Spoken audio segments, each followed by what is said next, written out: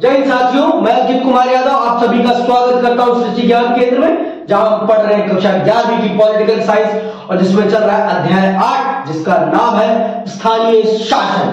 इसमें अभी तक आपने बहुत सारी चीजें पढ़ ली हैं, समझ ली हैं कि एक राष्ट्र में, एक देश में स्थानीय शासन की क्या भूमिका होती है, भारत में स्थानीय शासन की क्या भूमिका रही है, क्या है और क्या है 72वां और आपका 73वां और 74वां संशोधन। 73वें संशोधन के अंतर्गत क्या है और 74वें संशोधन के अंतर्गत क्या है, किस प्रकार से स्थानीय शासन काम करता है। आज मैं चल रहा हूं आपको 73वें संशोधन के बारे में बहुत ही विस्तार पूर्वक समझाने कि 73वें संशोधन के अंतर्गत, जैसे कि आप परिचित तो हो चुके हैं कि 73वां संशोधन किससे संबंधित है, पंचायती राज व्यवस्था से। पंचायती राज व्यवस्था किस प्रकार से काम करती है, उसमें क्या क्या स्तर है, इन सब चीजों को हम बहुत बखूबी चल रहे हैं समझने। हर चीज को हम बहुत ही डिटेल तरीके से समझेंगे। देखिए, हमारे देश में हमने शासन को 3 स्तरों पे बांटा है। पहला स्तर हो गया हमारा केंद्रीय स्तर, फिर हमारा राज्य स्तर है, फिर हमने स्थानीय स्तर चुना है। हमने आजादी के तुरंत बाद स्थानीय शासन क्यों नहीं अपनाया, इसके बारे में भी आप समझ गए। क्यों नहीं अपनाया? क्योंकि हमारे देश में जातीय व्यवस्था बहुत बड़े स्तर पर विद्यमान थी और अगर हम स्थानीय शासन को अपना लेते तो ये जातीय व्यवस्था का जो कुचक्र था, इससे बाहर निकाल पाना समाज को बहुत मुश्किल हो जाता। इस कारणवश हमने स्थानीय शासन को हमारी प्रारंभिक, जब हमने अपने देश की राजनीति प्रारंभ करी तब हमने उसको एक संवैधानिक सरकार का दर्जा नहीं प्रदान किया। लेकिन 1990 के दशक में, आप मान लीजिए 80 के दशक से ये चीजें प्रारंभ हो जाती हैं। 80 के दशक से आप ये मान सकते हैं कि ये जो स्थानीय शासन को महत्व प्रदान करने का काम अगर किसी ने किया तो वो राजीव गांधी जी ने किया। राजीव गांधी जी की ये दूरदर्शिता थी और उनको पीके थूमन समिति, आपने पढ़ा, पीके थूमन समिति की रिपोर्ट्स ने उन्हें कन्विंस किया कि भारत की अगर जो सरकार की पॉलिसीज है उन्हें वास्तविक रूप से जमीनी हकीकत में रूपांतरित करना है हमें, तो हमें स्थानीय शासन को एक संवैधानिक शासन बनाना पड़ेगा। नहीं तो सरकार की जो ये पॉलिसीज है ये कभी भी गांवों में वास्तविक रूप में नहीं पहुंच पाएंगे, क्योंकि कोई क्रेडिबिलिटी लेने वाला नहीं है, कोई रिस्पॉन्सिबिलिटी लेने वाला नहीं होगा। जब तक गांव में हम किसी को संवैधानिक पद प्रदान नहीं करेंगे तब तक उसकी कोई, आप कह सकते हैं कि कोई उसका दायित्व नहीं संभालेगा। आप सब अगर पंचायती राज व्यवस्था को बहुत अच्छे से समझना चाहते हैं तो आप Amazon प्राइम की पंचायत सीरीज जरूर देखें। उसमें आप समझ सकते हैं कि पंचायत क्या काम करती है और आप अभी तो वो फ्री है तो आप उसे देखें जरूर। देखिए, वो एक एंटरटेनमेंट पर्पस के लिए जरूर बनाई गई है, लेकिन वो आपको पंचायती राज व्यवस्था के संबंध में बहुत सारी जानकारी मुहैया करा देती है अपने एंटरटेनमेंट माध्यम के द्वारा। तो आज हम चल रहे हैं उसी को बहुत ही विस्तार पूर्वक समझने कि पंचायती राज व्यवस्था किस प्रकार से काम करती है, उसमें कितने स्तर है, वो कौन कौन से कामों को अंजाम देती है, उसके पास किस प्रकार की शक्तियां हैं। तो आइए पढ़ते हैं और समझते हैं अपनी पंचायती राज व्यवस्था को, जो संविधान का कौन सा संशोधन है, 73वां संशोधन है। ठीक है, आइए अब हम 73वें संशोधन के कारण पंचायती राज व्यवस्था में आए बदलाव की जांच करें। देखिए, जो आपकी पंचायती राज व्यवस्था है ये त्रिस्तरीय बनावट की है। क्या है ये? त्रिस्तरीय बनावट है। इसमें 3 स्तर है। इसमें 3 स्तर है। पहला स्तर है आपका पंचायत, ग्राम पंचायत, फिर है मंडल, फिर है जिला परिषद। क्या है? जिला परिषद।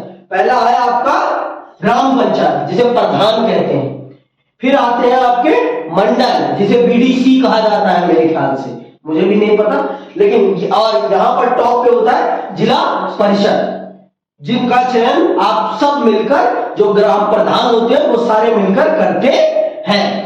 जो ये ग्राम पंचायत है इसका चुनाव कौन करता है? गांव में रहने वाली 18 साल की जनता, 18 साल से उम्र की ऊपर की जनता सभी के सभी गांव के सदस्य बन जाते हैं और फिर वो गांव के पंचायती चुनाव में क्या लेते हैं, पार्टिसिपेट करते हैं। फिर वो निर्धारित करते हैं कि कौन बनेगा गांव का सरपंच।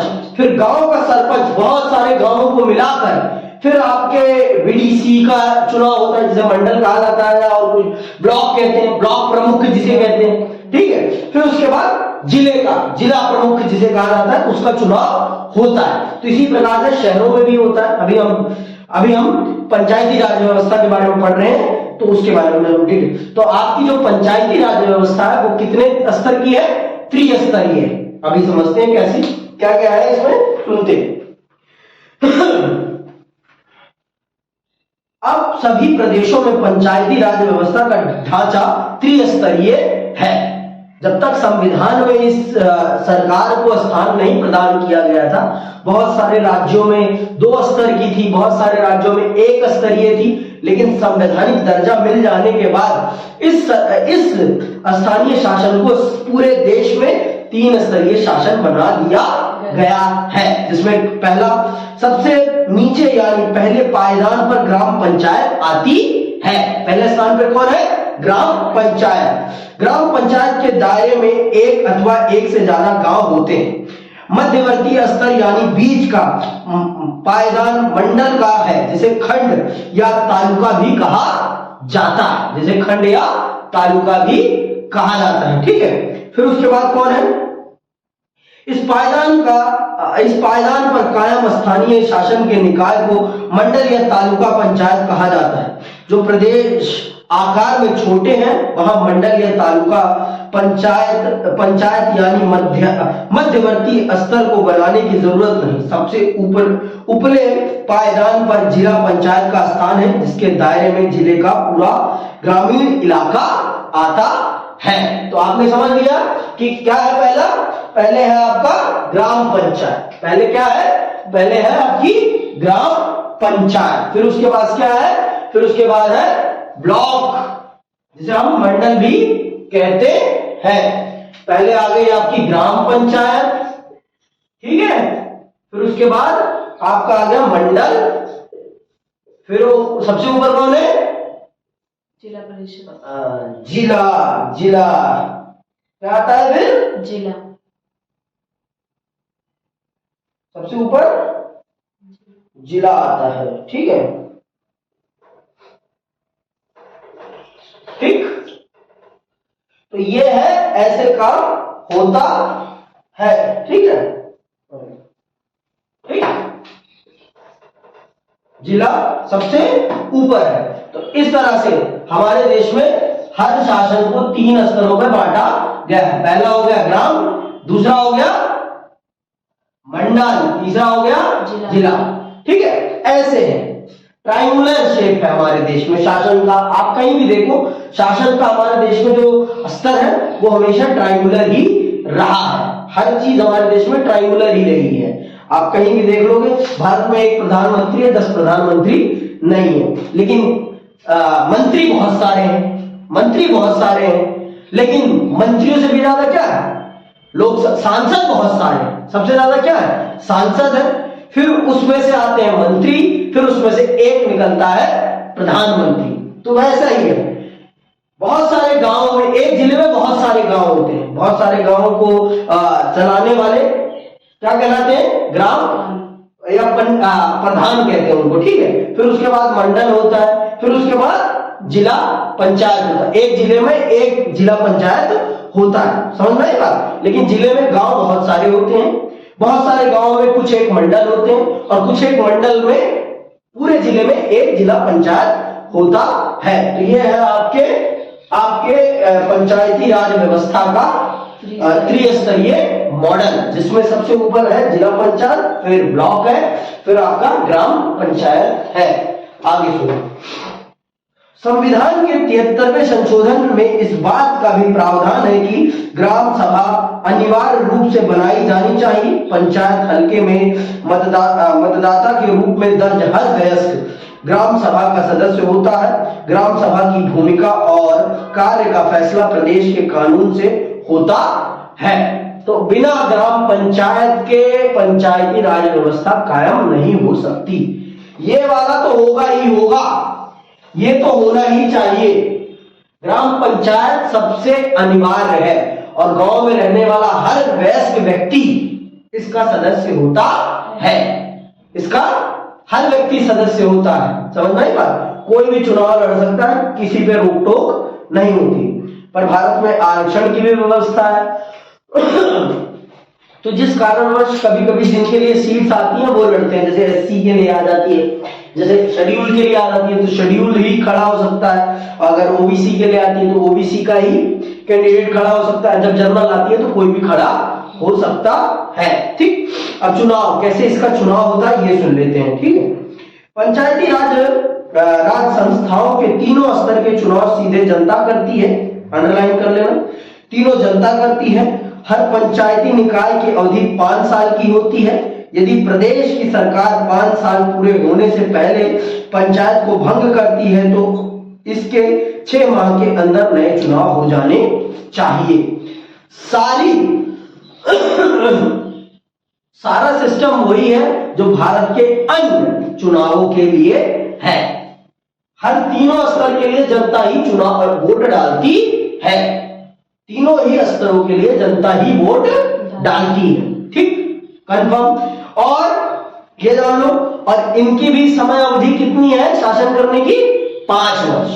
कितनी है? और अगर इनको 5 वर्ष से पहले भंग किया जाएगा तो कितने समय में? 6 महीने के अंदर चुनाव कराना बहुत अनिवार्य है। देखो, इसका चुनाव जो स्थानीय शासन का चुनाव होता है, इस चुनाव को कराने की जिम्मेदारी केंद्रीय निर्वाचन आयोग पे नहीं, ये जिम्मेदारी किस पर होती है?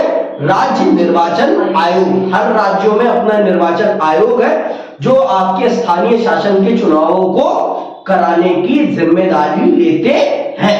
आपके राष्ट्रीय चुनाव आयोग के पास सिर्फ 4 चुनाव कराने की जिम्मेदारी है। कौन कौन से?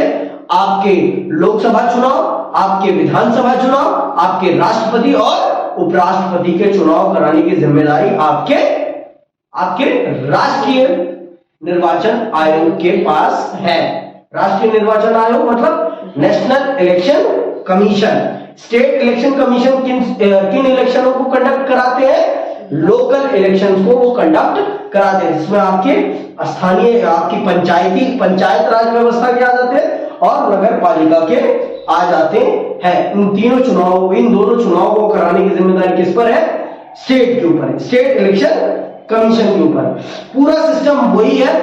हर तीनों स्तर के चुनाव में जनता ही वोट डालती है। और कौन सी आयु की? 18 वर्ष की ऊपर की। कितना समय होता है इनके पास शासन का? 5 वर्ष। अगर इनको 5 वर्ष से पहले पूर्व भंग किया जाता है तो 6 महीने के अंदर चुनाव कराया जाएगा। ठीक,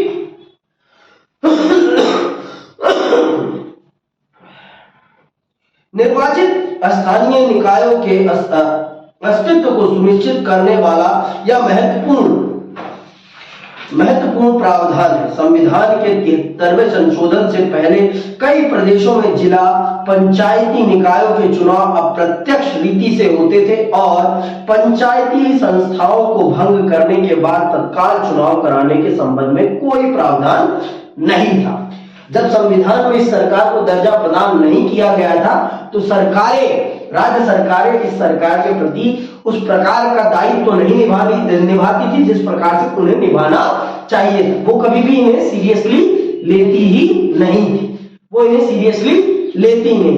ये एक दुर्भाग्य की बात है हमारे लिए, क्योंकि देखो, हर सरकार की ड्यूटी है कि वो अपने कर्तव्यों का निर्वहन करे।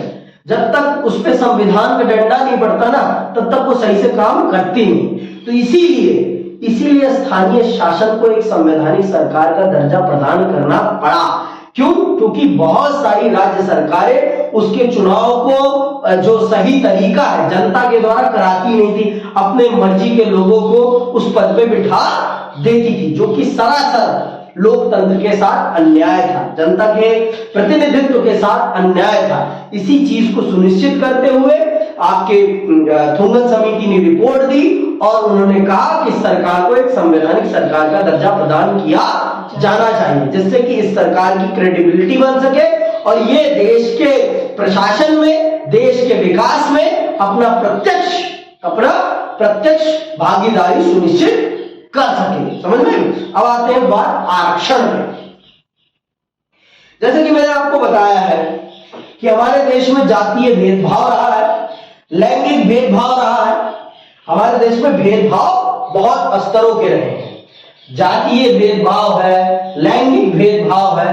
तो इस चीज को मिटाने के लिए हमारे स्थानीय शासन में, जिस प्रकार से हमारी राष्ट्रीय चुनाव में और विधानसभा के चुनाव में आरक्षण का प्रावधान है, वहां पर सिर्फ जातीय आधार पर है, लेकिन यहां पर आरक्षण आपका जातीय आधार पर भी है और लैंगिक आधार पर भी है। दो आधारों पर है यहां पर।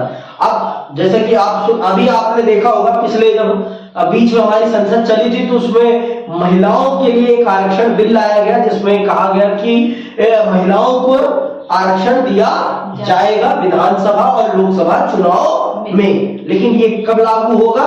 जब हमारे देश की जनगणना होगी, उसके उपरांत और सीटों का परिसीमन होगा, फिर उसके बाद इस चीज को लागू किया जाएगा। अभी नहीं लागू किया जाएगा, ठीक है। तो ये आप देखिए, पर स्थानीय शासन जब से प्रारंभ हुआ है, इसमें दोनों प्रकार के आरक्षण तभी से मौजूद हैं। पहला आरक्षण जातीय आधार का, दूसरा आरक्षण लैंगिक आधार का। जैसे आप देखोगे पंचायत देखोगे तो आप उसमें देखेंगे प्रधान मंजू देवी होती हैं, ना कि उनके पति नहीं होते, बृजभूषण तिवारी नहीं होती कौन है? मंजू देवी। लेकिन उनके नाम पर शासन कौन चला रहा होता? बृजभूषण तिवारी। नाम गलत हो सकता है, मुझे याद नहीं है बिना, ठीक है। तो ये चीज है। तो ये हमारे देश की सबसे बड़ी कुरीति है कि हमारे देश की महिलाएं अभी भी अपने हकों के प्रति उतनी जागरूक नहीं हुई हैं जितना उन्हें होना चाहिए। हमारे देश की महिलाओं को जब कहो राजनीति के बारे में अपने सुझाव रखने, हमारा कोई इंटरेस्ट नहीं है। क्यों नहीं है भाई आपका इंटरेस्ट? क्यों नहीं है? मैं ये सवाल करता हूं। आपके लिए जो नीतियां निर्धारित हो रही हैं वो कौन निर्धारित कर रहा है? आपके नेता। और उन नेताओं को पता ही नहीं है कि एक महिला के जीवन में किस प्रकार की समस्याएं आती हैं, तो वो कैसे उनके लिए नीतियां निर्धारित कर सकते हैं? आप मुझे बताओ। महिलाओं से संबंधित नीतियों को निर्धारित करने का अधिकार सिर्फ महिलाओं को ही होना चाहिए। पुरुषों का उसमें डिस्कशन होना चाहिए, लेकिन महिलाओं से संबंधित जितने भी विषय हैं, उन विषयों को सही ढंग से समझने का काम सिर्फ महिलाएं ही कर सकती हैं। हम उनको नहीं कर सकते, हमें बहुत सारी चीजें नहीं पता हो सकती। तो इसी चीज को सुनिश्चित करते हुए हमारे स्थानीय शासन में महिलाओं को बहुत महत्वपूर्ण रोल दिया गया, जिससे कि वो अपलिफ्ट हो सके और वो भी भारत की राजनीति में अपना पार्टिसिपेशन दे सके। लेकिन ऐसा हो नहीं पा रहा है, अभी भी नहीं हो पा रहा है। भारत को आज 75 साल हो गए हैं आजाद हुए, फिर भी महिलाएं उस प्रकार से राजनीतिक रूप से जागरूक नहीं हुई हैं जिस प्रकार से उन्हें होना चाहिए। आप अनुभव कर सकती हैं इस चीज को, मुझे बताने की जरूरत नहीं। आप अपने घर में ही देख सकती हैं, जिस नेता को पिताजी कहेंगे उसी नेता को माताजी वोट डालेंगी। वो अपनी मानसिकता से वोट नहीं डाल रही, वो अपनी मानसिकता से बाहर निकलकर वोट नहीं डाल रही है। तो इसका मतलब ये बताता है कि आज भी हमारे समाज में महिलाओं के ऊपर पुरुषों का वर्चस्व है। उनकी सोच को बनाने में पुरुष बहुत बड़ी भूमिका निभा रहे हैं। तो आइए इस चीज को समझते हैं, स्थानीय शासन में आरक्षण क्या है। सभी पंचायती संस्थाओं में एक तिहाई सीट महिलाओं के लिए आरक्षित है। तीनों स्तर पर अनुसूचित जाति और अनुसूचित जनजाति के लिए सीट में आरक्षण की व्यवस्था की गई है। यह व्यवस्था अनुसूचित जाति जनजाति की जनसंख्या के अनुपात में की गई है। यदि प्रदेश की सरकार जरूरी समझे तो वह अन्य पिछड़ा वर्ग को भी सीट में आरक्षण दे सकती है। ये किस पर निर्भर है? कि राज्य की सरकार। किनको आरक्षण मिला हुआ है? महिलाओं को 1/3 सीट पर, और अनुसूचित जाति और अनुसूचित जनजाति को। और अगर राज्य सरकार चाहे तो ओबीसी को ही आरक्षण दे सकती है, ठीक, अगर सरकार चाहे तो हमारे स्थानीय शासन में महिलाओं को बहुत बड़ा प्रतिनिधित्व देने का प्रयास किया गया है, लेकिन महिलाएं उस प्रकार से इसमें पार्टिसिपेट नहीं कर रही जिस प्रकार से उन्हें पार्टिसिपेट करना चाहिए, या कहें कि हमारा पुरुष समाज उन्हें उस प्रकार से पार्टिसिपेट करने नहीं दे रहा जिस प्रकार से उन्हें करना चाहिए। ये भी सत्य है कि नाम उनका होता है लेकिन काम उनके पुरुष करते हैं, जो कि सरासर अन्याय है, सरासर गलत है। एक संवैधानिक पद की मर्यादा को आप खराब कर रहे हैं। आप उसी को वो पद ग्रहण करने दें, उसी को वो पद संचालित करने दें जिसका वो पद है, लेकिन ऐसा हो नहीं रहा, ऐसा हो नहीं रहा, जो कि हमारे देश के शासन के लिए बहुत ही ज्यादा खराब है। और हमारे देश की महिलाओं को अपने अधिकारों के लिए उठ खड़ा होना पड़ेगा, तभी उनको उनके अधिकार मिलेंगे, नहीं तो ये कहने से उन्हें कभी अधिकार नहीं मिलेगा हम राजनीति में दिलचस्पी नहीं रखते। ये आप कहेंगी तो आप ये भी आरोप मत लगाइए कि पुरुष आपके साथ शोषण कर रहे हैं, क्योंकि आप नीति निर्माण में पार्टिसिपेट नहीं कर रही हैं, तो उनको आपकी भावनाओं के बारे में पता नहीं है, तो अगर आपके खिलाफ नीतियां बना रहे हैं तो फिर वो उनकी गलती नहीं। क्यों? क्योंकि आप उसमें सम्मिलित होने का प्रयास नहीं कर रही हैं, आप उसमें इंटरेस्ट नहीं ले रही हैं। तो जब आप इंटरेस्ट नहीं ले रही हैं, जो ले रहा है इंटरेस्ट वो आपके लिए बना रहा है, चाहे गलत बनाए चाहे सही बनाए, आप उस पर आरोप नहीं लगा सकती है, ठीक। आगे सुनो, यहां यह बात गौरतलब की है कि यह आरक्षण पंचायत के मात्र साधारण सदस्यों की सीट तक सीमित नहीं है, तीनों ही स्तर पर अध्यक्ष चेयरपर्सन पद तक आरक्षण दिया गया है। इसके अतिरिक्त सिर्फ सामान्य श्रेणी की सीटों पर ही महिलाओं को 1/3 आरक्षण नहीं दिया गया, बल्कि अनुसूचित जाति, अनुसूचित जनजाति के लिए आरक्षित सीट पर भी महिलाओं के लिए 1/3 आरक्षण की व्यवस्था है। तीनों ही समुदायों के, चारों कह सकता हूं मैं, जनरल की भी महिलाओं को 1/3 सीटें मिली हुई हैं, ओबीसी की महिलाओं को भी और SC ST की महिलाओं को भी। अगर मान लीजिए इस बार SC की सीट आई है तो उसमें SC महिला ही वोट चुनाव करेगी, कंटेस्ट, उसके अलावा कोई और कंटेस्ट नहीं कर सकता।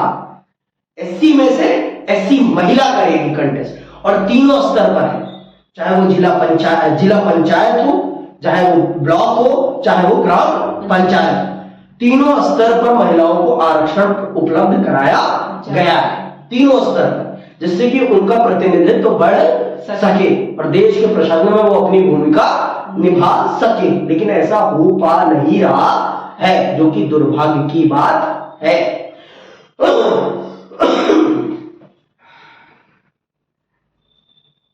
इसका अर्थ यह हुआ कि कोई सीट महिला उम्मीदवार और अनुसूचित जाति जनजाति के सदस्य के लिए साथ साथ आरक्षित की जा सकती है। इस तरह सरपंच का पद कोई दलित अथवा आदिवासी महिला धारण कर सकती है। तो एक ही समय पर महिला के लिए और आदिवासी दोनों के लिए आरक्षित की जा सकती है, मतलब महिला, आदिवासी महिला उस पद को ग्रहण करेगी। इसका मतलब ये है आदिवासी महिला उस पद को ग्रहण करेगी। तो आपने देखा होगा, गांव गए होंगे तो आपने इस चीज को देखा होगा कि इस चीज ने गांव में एक राजनीतिक चर्चा को बहुत ज्यादा, राजनीतिक चेतना पैदा कर दी है।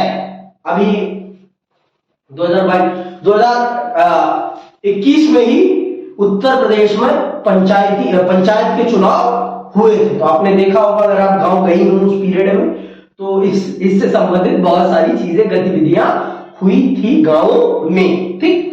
अब आते हैं विषयों का हस्तांतरण।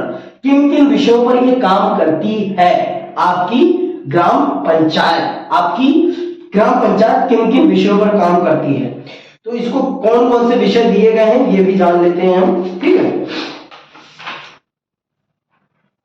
ऐसे 29 विषय जो पहले राज्य सूची में थे, अब पहचान कर संविधान की 11वीं अनुसूची में दर्ज कर दिए गए हैं। इन विषयों को पंचायती राज संस्थाओं को हस्तांतरित किया जाना है अधिकांश मामलों में इन विषयों का संबंध स्थानीय स्तर पर होने वाले विकास और कल्याण के कामकाज से है।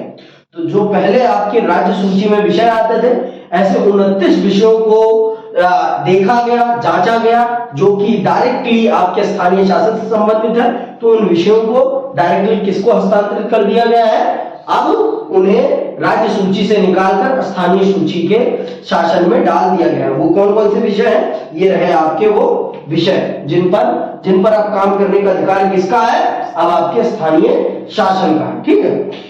इन कार्यों का वास्तविक हस्तांतरण प्रदेश के कानून पर निर्भर है। हर प्रदेश यह फैसला करेगा कि इन 29 विषयों में से कितने को स्थानीय शासन के हवाले करना है। तो ये पॉइंट आउट किए गए हैं कि ये 29 विषय होंगे, लेकिन ये निर्धारित करेगा राज्य की राज्य सरकार ये निर्धारित करेगी वो इन 28 में से 29 में से कौन कौन से विषय स्थानीय शासन को देना चाहता है। ये राज्य निर्धारित करेगा, राज्य सरकार निर्धारित करेगी कि वो अपने स्थानीय शासन को इन 29 विषयों में से कौन कौन से विषय उसे देगा काम करने के लिए। लेकिन काम तो देना पड़ेगा आपको, कुछ भी हो जाए। तो ये है वो सारे के सारे काम जिन पर आपके स्थानीय शासन को काम करने की जिम्मेदारी दी गई है। किसके द्वारा? संविधान के द्वारा। ठीक, तो ये पढ़ लेना। भारत के अनेक प्रदेशों के आदिवासी जनसंख्या वाले क्षेत्रों को 73वें संशोधन के प्रावधान से दूर रखा गया था। ये प्रावधान इन क्षेत्रों पर लागू नहीं होते थे। सन 1996 में अलग से एक अधिनियम बना और पंचायती व्यवस्था के प्रावधानों के दायरे में इन क्षेत्रों को भी शामिल कर लिया गया। अनेक आदिवासी समुदायों में जंगल और जल जोहर जैसे साझे संसाधनों की देखरेख के रीति रिवाज मौजूद है। इस कारण नए अधिनियम में आदिवासी समुदायों के इस अधिकार की रक्षा की गई है। वे अपने रीति रिवाज के अनुसार संसाधनों की देखभाल कर सकते हैं। इस उद्देश्य से ऐसे इलाकों की ग्राम सभा को अपेक्षाकृत ज्यादा अधिकार दिए गए हैं और निर्वाचित ग्राम पंचायत को कई मायनों में ग्राम सभा की अनुमति लेनी पड़ती है। इन अधिनियम के पीछे मूल विचार स्वशासन की स्थानीय परंपरा को बचाना और आधुनिक ढंग से निर्वाचित निकायों से ऐसे समुदायों को परिचित कराना है। विविधता और विकेंद्रीकरण की भावना से इस विचार की संगति बैठती है। तो ये पहले आदिवासी एरियाज को इसमें इंक्लूड नहीं किया गया, लेकिन 1996 के बाद उन्हें भी इसमें सम्मिलित कर लिया गया, जिससे कि वो अपने आप को अलग महसूस ना करें और उनको विशेष राइट्स भी दिए गए, जिससे कि वो अपने एरिया में आने वाले संसाधनों को प्रोटेक्ट कर सके। मतलब उनके जो संसाधन है, जल जंगल है, जमीन है, उस पे दूसरे लोग अधिकार ना कर सके। इस चीज को ध्यान में रखते हुए एक विशेष अधिनियम बनाया गया जिसमें उनको सम्मिलित किया गया। ठीक, आगे सुनिए। अब अगली चीज क्या है? राज्य चुनाव आयुक्त। राज्य, जैसे कि मैंने आपको बता दिया है कि आपके स्थानीय शासन का चुनाव कराने की जिम्मेदारी आपके राज्य चुनाव आयुक्त के ऊपर होती है। राज्य सरकार के चुनाव आयोग की यह जिम्मेदारी है कि वो इनके चुनावों को समय समय पर कराए और इनकी पूरी संवैधानिक रूपरेखा का ध्यान रखे। ठीक, प्रदेशों के लिए जरूरी है कि वे एक राज्य चुनाव आयुक्त नियुक्त करें। इस आयुक्त की जिम्मेदारी पंचायती राज संस्थाओं के चुनाव कराने की होगी। पहले यह काम प्रदेश का प्रशासन करता था, जो प्रदेश की सरकार के अधीन होता था। अब भारत के चुनाव आयुक्त के समान प्रदेश का चुनाव आयुक्त भी स्वायत्त है। बहरहाल प्रदेश का चुनाव आयुक्त एक स्वतंत्र अधिकारी है, उसका अथवा उसके कार्यालय का संबंध भारत के चुनाव आयोग से नहीं होता। ठीक है, जैसे आपका सेंट्रल इलेक्शन कमीशन स्वायत्त है, स्वाधीन है, वैसे ही आपका स्टेट वाला भी है, लेकिन इन दोनों का कोई इंटर कनेक्शन नहीं। स्टेट का सेंट्रल वाले से कोई कनेक्शन नहीं। ठीक है, उसको फंड सब स्टेट सरकार करती है। ठीक, वो अपने आप में पहले ये जिम्मेदारी राज्य सरकार को दी गई थी, पर राज्य सरकार इस काम को कराने में थोड़ी धांधली कर देती थी। जिस पार्टी की सरकार होती थी वो चाहती थी कि जितने भी गांव में पंचायत पंचायतों में जितने भी प्रधान जीते वो सारे के सारे हमारी पार्टी के हों, तो जिससे कि हमारा दबदबा मजबूत हो गांव पर। लेकिन इस चीज को ध्यान में रखते हुए हमारे संविधान निर्माताओं ने इस चीज को देखा और इस चीज को बहुत ही अच्छे से एनालाइज किया और उन्होंने इस चीज को सुनिश्चित किया कि किसी भी प्रकार से धांधली ना होने पाए, चुनाव बहुत ही निष्पक्ष और जनता की उम्मीदों के अनुसार हो, जनता के मत के, जनता जो चाह रही है वही हो, इस चीज को सुनिश्चित करते हुए उन्होंने राज्य में एक स्वायत्त चुनाव आयुक्त नियुक्त करने का काम किया, जो कि किसी भी पार्टी, किसी भी सरकार के दबाव में नहीं, उसके पास अपनी खुद की ताकत है और वो अपनी ताकत के अनुसार काम करता है। ठीक, जैसे आपका सेंट्रल इलेक्शन कमीशन है, पर इन दोनों का कोई इंटरकनेक्शन नहीं है। किसका? स्टेट इलेक्शन कमीशन का और सेंट्रल इलेक्शन कमीशन का। ठीक, राज्य वित्त आयोग, भाई काम दिए गए हैं तो कामों को करने के लिए पैसा भी चाहिए, बिना पैसे के तो काम होगा नहीं। तो इसी चीज को ध्यान में रखते हुए हमारे संविधान निर्माताओं ने राज्य के वित्तीय आयोग को ये सलाह दी है कि आपको इन्हें अपने फंड में से पैसा देना पड़ेगा। आप बिना फंड, आपके पास जितना भी फंड आएगा केंद्र सरकार से, उस फंड में से आपको इनको फंड प्रोवाइड करना पड़ेगा। तो सुनिए क्या है फंड, पैसा कैसे मिलता है। प्रदेशों की सरकार के लिए हर 5 वर्ष पर एक प्रादेशिक वित्त आयोग बनाना जरूरी है। यह आयोग प्रदेश में मौजूद स्थानीय शासन की संस्थाओं की आर्थिक स्थिति का जायजा लेगा। यह आयोग एक तरफ प्रदेश और स्थानीय शासन की व्यवस्थाओं के बीच तो दूसरी तरफ शहरी और ग्रामीण स्थानीय शासन की संस्थाओं के बीच राजस्व के बंटवारे का पुनर्वालोकन करेगा। इस पहल के द्वारा यह सुनिश्चित किया गया है कि ग्रामीण स्थानीय शासन को धन आवंटित करना राजनीतिक मसला ना हो। तो ये वित्तीय आयोग ये काम करता है कि वो ये देखता है कि किस प्रकार से इनको पैसा चाहिए, कितना पैसा चाहिए, किस सरकार को कितना पैसा मिलना चाहिए, आपकी नगर पालिका को कितना दिया जाना चाहिए और आपकी ग्राम पंचायत को कितना दिया जाना चाहिए। ये राजनीतिक मामला ना बने, इसीलिए इस चीज को बहुत ही आसानी से किया जाता है, जिससे कि सबको उनके हक का पैसा मिल जाए और बहुत ही आसानी से मिल जाए, किसी भी प्रकार की उन्हें तकलीफ ना सहनी पड़े। क्योंकि अगर पैसा नहीं मिलेगा भाई तो काम नहीं होगा, क्योंकि हर काम पैसे पर ही निर्भर है।